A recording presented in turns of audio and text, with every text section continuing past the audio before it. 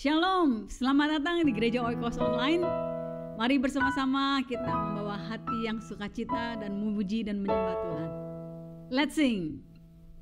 Okay, 1, 2, 3, 4.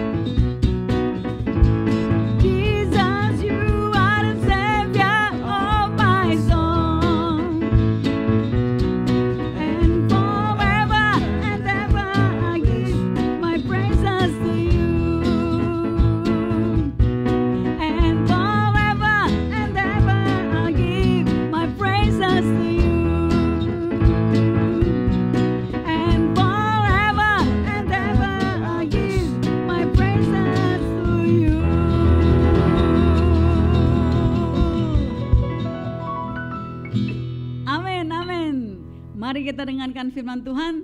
Tuhan memberkati.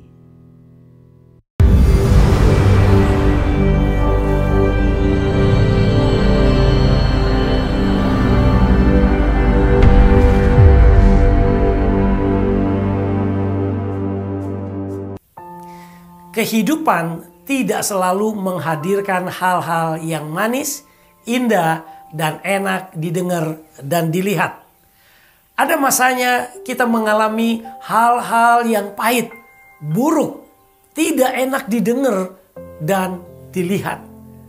Biasanya ketika kenyataan yang terjadi tidak sesuai dengan harapan, keinginan, atau sesuatu yang kita pikirkan. Misalnya, orang tua kita yang begitu kita kasihi jatuh sakit, menderita, dan bahkan meninggal dunia menghadap Tuhan. Lalu timbul pertanyaan, mengapa Tuhan biarkan hal ini terjadi? Di mana tangan Tuhan dan di mana kasih Tuhan? Pertanyaan yang sama ditanyakan oleh seorang anak Tuhan dan anak rohani yang bertobat sewaktu bersekolah di kota Perth. Bertemu dan berjumpa secara pribadi dengan Tuhan. Saat ini melayani di kota Perth di Oikos Church bersama saya. Sudah menikah dan memiliki 1 orang anak. Saya melihat kesetiaan, pertumbuhan, dan pengenalan akan Tuhannya begitu nyata. Walau badai kehidupan terus menerpa, dia adalah David Ciputra, akan melayani kita hari ini dan pasti kita akan diberkati. Shalom saudara-saudara, sungguh satu kehormatan yang luar biasa untuk saya untuk bisa sharing firman Tuhan hari ini. Untuk jemaat Gereja Oikos Online, saya berdoa semoga saudara-saudara dalam perlindungan Tuhan sehat selalu. Hari ini saya mau sharing tentang satu tema, percaya di balik kekecewaan. Percaya di balik kekecewaan. Saya percaya pasti saudara-saudara pernah mengalami kekecewaan. Mungkin saudara pernah kecewa dengan pasangan saudara pernah kecewa dengan bos saudara, atau mungkin saudara pernah kecewa dengan saudara-saudara seiman di gereja. Mungkin dengan pendeta saudara, hamba Tuhan. Tapi apakah saudara pernah kecewa dengan Tuhan sendiri? Saya pernah, saudara. Saya mau sharing dengan kehidupan saya. Beberapa tahun lalu, mama saya divonis kanker paru-paru, stadium 3. Saya masih shock.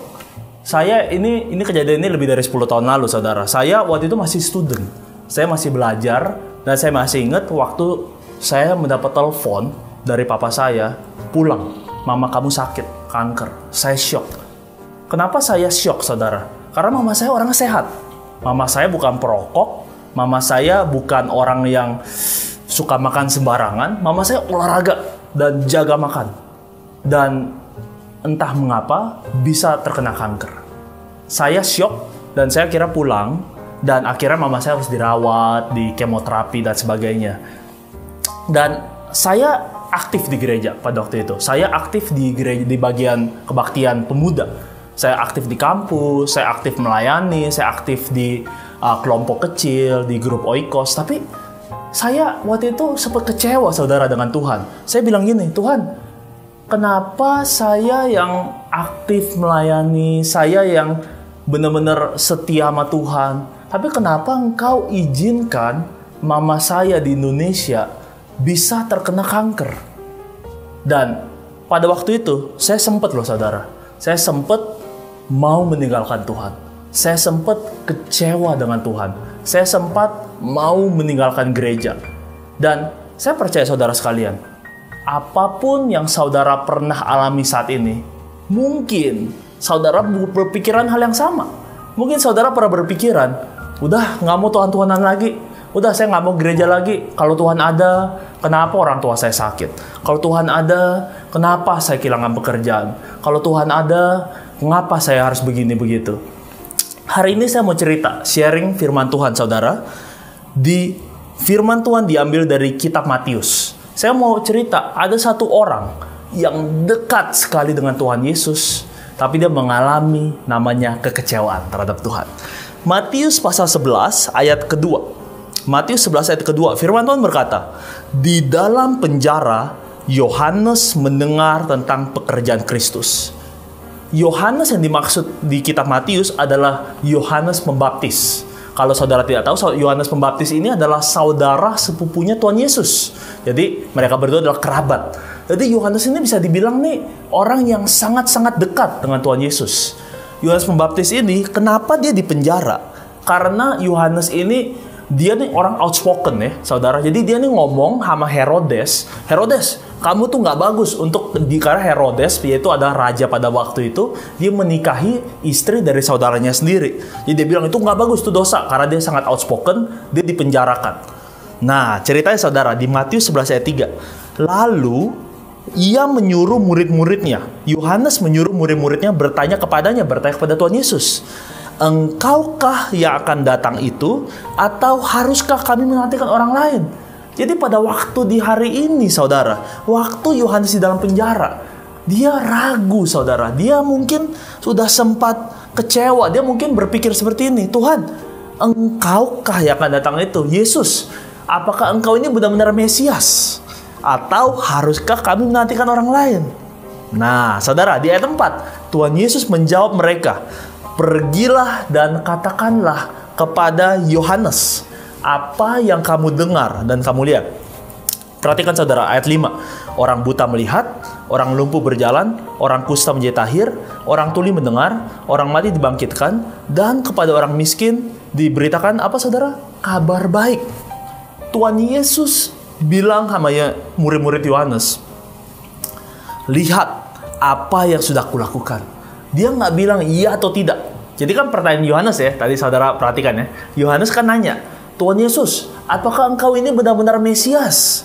Tapi Yesus yang ngomong, pergi dan katakan pada Yohanes apa yang kamu lihat. Jadi artinya apa? Yohanes bilang pada murid-muridnya, lihat apa yang sudah kuperbuat. Lihat apa yang aku sudah lakukan.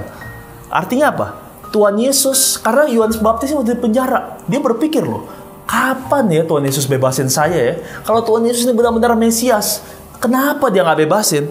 Dan kalau Tuhan Yesus ini benar-benar bisa menyembuhkan orang buta, orang lumpuh, orang kusta, orang tuli, mengapa Tuhan Yesus nggak menyelamatkan saya? Nah, perhatikan saudara, ini penting saudara. Di Matius 11 ayat 6, firman Tuhan berkata, dan berbahagialah orang yang tidak menjadi kecewa dan menolak aku. Perhatikan saudara, Tuhan Yesus bilang, berbahagialah orang yang tidak menjadi kecewa. Tuhan Yesus tahu saudara, Tuhan Yesus tahu Yohanes kecewa. Tuhan Yesus tahu Yohanes mau diselamatkan. Tuhan Yesus tahu Yohanes lagi di penjara. Tapi Tuhan Yesus tidak memutuskan untuk tidak menyelamatkan Yohanes. Dan akibatnya Tuhan Yesus bilang, berbahagialah orang yang tidak menjadi kecewa. Dia tahu bahwa Yohanes mungkin sedang kecewa. Demikian juga dengan pergumulan Bapak Ibu Saudara sekalian. Mungkin Bapak Ibu Saudara sekalian kecewa. Mungkin Bapak Ibu Saudara sekalian merasa, di mana Tuhan? Apakah Tuhan benar-benar ada? Tuhan Yesus bilang hari ini saudara, kata-kata yang sama terhadap Tuhan Yesus, terhadap Yohanes, Tuhan Yesus sebutkan untuk Bapak Ibu Saudara sekalian. Berbahagialah engkau saudara, orang yang tidak menjadi kecewa dan menolak aku. Nah, perhatikan saudara, saya mau jelaskan saudara ya, bahwa ada sebenarnya penyebab kekecewaan. Ada beberapa hal penyebab kekecewaan. Yang pertama, di Matius 11 ayat 2, firman Tuhan berkata, di dalam penjara Yohanes mendengar tentang pekerjaan Kristus. Tahukah saudara, mengapa Yohanes di dalam penjara? Karena dia sudah melakukan yang terbaik. Dia sudah menegur orang raja dari Herodes, tapi dia di penjara. Dan waktu di dalam penjara, mungkin dia udah nggak bisa berkhotbah lagi, dia nggak bisa mengajar lagi, dia nggak bisa membaptis orang lagi. Dan disitulah dia mulai pertanyaan, di manakah Tuhan Yesus? Di dalam penjara adalah satu kesepian. Di dalam kesepian itu adalah kekecewaan. Bapak Ibu Saudara sekalian, berapa banyak di antara Bapak Ibu Saudara sekalian, mungkin engkau tidak di penjara, tapi engkau sudah dipenjarakan terhadap sesuatu. Mungkin engkau dipenjara di dalam dosa, atau mungkin karena COVID-19, saudara mungkin menjadi sendirian saja di rumah. Mungkin saudara nggak punya keluarga, mungkin saudara merasa kesepian. Dan di dalam kesepian itu adalah kekecewaan bisa terjadi. Karena itu Bapak Saudara sekalian, bagaimana kunci kita bisa mengatasi kekecewaan terhadap Tuhan?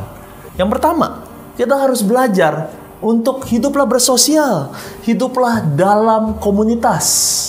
Saya percaya bagaimana Tuhan Yesus dan murid-muridnya begitu besar, begitu kuasanya begitu besar. Tentu karena Roh Kudus, tapi juga karena ada persekutuan satu sama lain. Mereka hidup di dalam komunitas selama 3,5 tahun lamanya. Tetapi Yohanes sayang sekali saudara, karena di dalam penjara dia merasa sepi dan dia akhirnya memutuskan untuk meragukan apa benar ya Tuhan Yesus ya. Itu yang pertama, di dalam kesepian. Yang kedua, mengapa kita kecewa? Di ayat yang ketiga, Yohanes berkata seperti ini, engkaukah yang akan datang itu, atau haruskah kami menantikan orang lain? Artinya apa saudara? Yohanes di dalam penjara, dia punya satu asumsi. Nah, ini menarik saudara, saya mau cerita pada saudara ya. Yohanes berpikir Yesus itu adalah Mesias. Mesias di zaman para orang Israel pada waktu itu bukan Mesias untuk menyelamatkan dosa, bukan. Tetapi karena bangsa Israel pada waktu itu kan dijajah oleh bangsa Romawi. Jadi Mesias yang dimaksud, yang dipikirkan oleh bangsa Yahudi adalah penyelamat dari orang-orang Israel, dari orang-orang Romawi. Jadi Yesus yang dipikirkan oleh Yohanes adalah penyelamat, adalah Mesias. Dipikirkan, Yesus, kalau Engkau benar-benar penyelamat orang Yahudi, kenapa Kau nggak selamatkan saya? Saya kan saudaramu sendiri. Nah, ini menarik saudara ya. Begitu juga dengan saya, saudara. Saya mau ngomong, saudara. Saya dulu, saya cerita ya saudara ya. Kalau mama saya sakit, saya punya asumsi gini, loh Tuhan, saya kan pelayanan. Saya kan ketua Oikos, ketua cell group. Saya kan rajin ke gereja. Saya kan rajin baca Alkitab. Kok Tuhan bisa izinkan sakit penyakit melampaui keluarga saya? Kok bisa mama saya sakit padahal saya pelayanan Tuhan? Nah, ini asumsi saudara. Sama seperti Yohanes yang mengasumsikan, yang membuat asumsi bahwa Tuhan Yesus menyelamatkan secara fisik. Demikian juga dengan saya. Saya berasumsi, oh jadi orang Kristen itu nggak mungkin sakit. Jadi orang Kristen cinta Tuhan, nggak mungkin ada masalah. Tetapi sayangnya saudara, kita masih hidup di dunia ini. Dan waktu kita hidup di dunia, pasti ada kekecewaan. Pasti ada sakit penyakit. Pasti ada masalah. Karena itu saudara, saya berasumsi demikian. Tapi saya mau beritahu saudara sekalian, ada satu ayat yang sangat-sangat memberkati saya.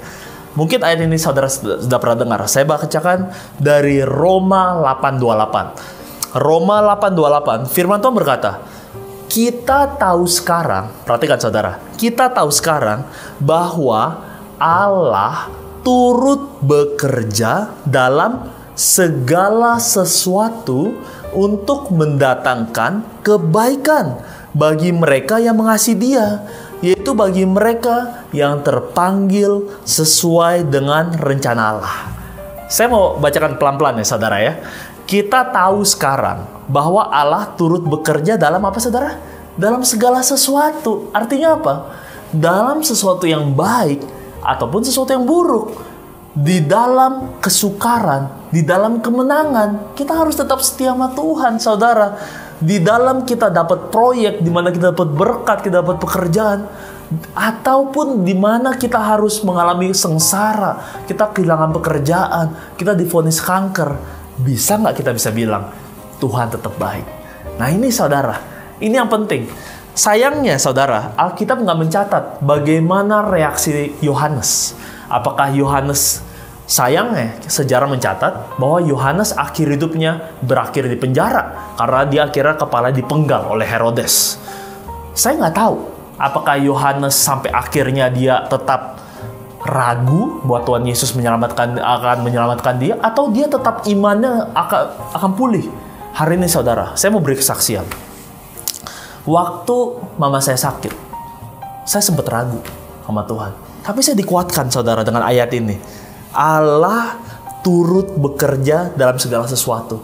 Saya nggak ngerti bagaimana caranya tuh Allah bekerja melalui kanker. Kanker itu kan jahat saudara. Bagaimana caranya Allah bekerja untuk mendatangkan kebaikan. Nah ini perhatikan saudara.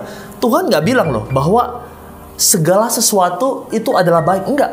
Tapi segala sesuatu mendatangkan. Artinya apa saudara? Mungkin waktu itu karena mama saya divonis kanker, saya memutuskan, kalau waktu itu saya memutuskan meninggalkan Tuhan, saya nggak bisa kayak sekarang. Saya nggak bisa sharing dengan Bapak Ibu Saudara sekalian. Saya nggak bisa tetap melayani Tuhan. Mungkin hidup saya bakal hancur, saya akan meninggalkan Tuhan. Tapi hari ini saya mau bilang, saya mau bersaksi, saya memutuskan untuk tetap setia pada Tuhan Yesus. Saya memutuskan untuk tetap melayani Tuhan. Walaupun pada akhirnya Tuhan memanggil mama saya, saudara. Mama saya akhirnya meninggal setelah beberapa tahun. Dan saya hanya bilang gini, saya jujur, waktu mama saya meninggal, saudara, saya sempat kecewa. Dan saya sempat, sekali lagi, saya mau meninggalkan gereja. Tapi saya tahu bahwa Allah turut bekerja dalam segala sesuatu, mendatangkan kebaikan bagi mereka yang mengasihi Dia. Ada satu quote yang saya mau bacakan untuk saudara sekalian. Quote ini bilang gini, ini dalam bahasa Inggris ya saudara. God is too good to be unkind. He is too wise to be confused. Tuhan terlalu baik untuk menjadi jahat. Dia terlalu bijak untuk menjadi bingung. If we cannot trust His hand, we can always trust His heart. Kalau kita nggak bisa melihat tangan Tuhan, kita bisa mempercayai hatinya Tuhan. Saya nggak bisa lihat, saudara, tangan Tuhan pada waktu itu. Saya nggak bisa lihat. Saya berdoa, saudara, untuk mujizat terjadi. Saya panggil hamba Tuhan. Banyak hamba Tuhan berdoa untuk mama saya. Dan mama saya dipanggil Tuhan. Saya nggak bisa lihat tangan Tuhan. Tapi saya percaya hati Tuhan. Tuhan tetap baik. Sampai sekarang, sampai selama-lamanya. Tuhan Yesus memberkati. Hari ini kita belajar sesuatu yang sangat berharga. Ternyata Tuhan tidak pernah berjanji bahwa saat kita setia mengikuti dan melayaninya, beban hidup kita akan diringankan atau dijauhkan dari hal-hal buruk. Bahkan kita diingatkan, nabi-nabi dan rasul-rasulnya serta murid-murid Tuhan Yesus seperti Paulus, Petrus, Yakobus, Thomas, sampai ke generasi kita kerap kali mengalami peristiwa buruk dalam pelayanan mereka. Namun, dengan anugerah dan pertolongan Tuhan, mereka tetap setia dan tidak pernah meninggalkan Tuhan. Saya percaya dan berdoa untuk setiap kita dalam keadaan apapun, jangan tinggalkan Tuhan. Mari kita berdoa. Tuhan Yesus, hamba berdoa. Dimanapun setiap orang yang sedang mendengarkan firman ini dan sedang kecewa, Tuhan, berikan mereka kekuatan dan penghiburan. Bukakan dan celikan setiap mata mereka untuk dapat melihat kebaikan dan penyertaan Tuhan dalam setiap keadaan. Dalam nama Tuhan Yesus Kristus. Amin. Saya Daniel Ong dari Gereja Oikos Online Australia. Tuhan memberkati.